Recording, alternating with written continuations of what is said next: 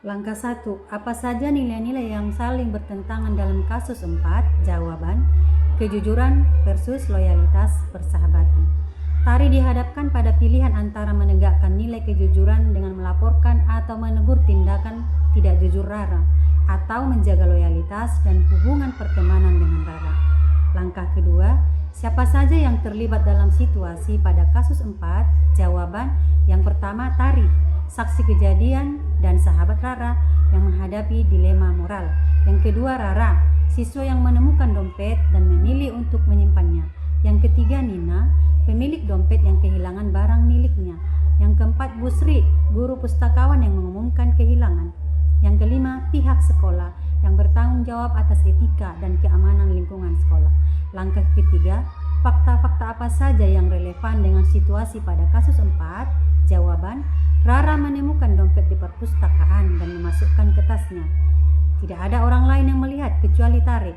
Dompet itu berisi uang dan diumumkan hilang oleh Busri. Dompet tersebut adalah milik Nina. Tari adalah sahabat dekat Rara dan sering menerima bantuan darinya. Langkah keempat, pengujian benar atau salah yang mana yang bisa dilakukan? Jawaban: yang pertama uji legalitas. Mengambil barang milik orang lain tanpa izin adalah bentuk pencurian dan bertentangan dengan aturan sekolah dan hukum. Yang kedua, uji publikasi. Jika tindakan Tari yang diam saja diketahui publik, apakah ia akan merasa malu? Kemungkinan besar iya. Yang ketiga, uji peran model. Apakah seorang guru atau tokoh panutan akan melakukan hal yang sama? Tentu tidak. Mereka akan menegakkan kejujuran. Yang keempat, pengujian paradigma benar lawan benar. Yang mana yang bisa dilakukan? Jawaban: kebenaran versus loyalitas.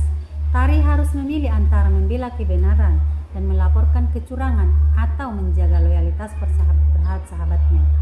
Kemudian individu versus komunitas.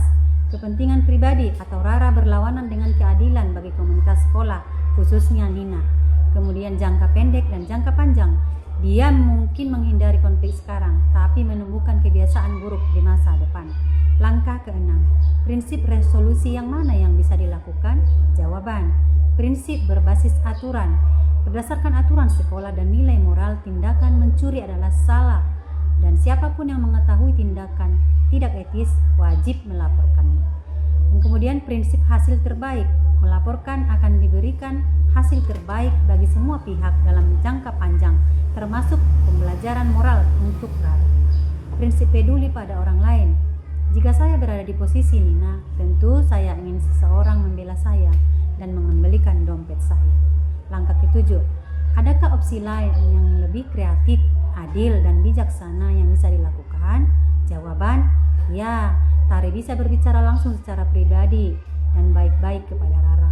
Ia dapat mengajak Rara untuk mengembalikan dompet tersebut ke Busri secara sukarela dan menyampaikan bahwa itu adalah tindakan yang benar.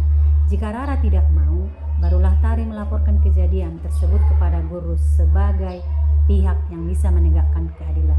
Langkah ke-8, apakah keputusan akhir yang ibu bapak ambil sesuai dengan analisis keempat?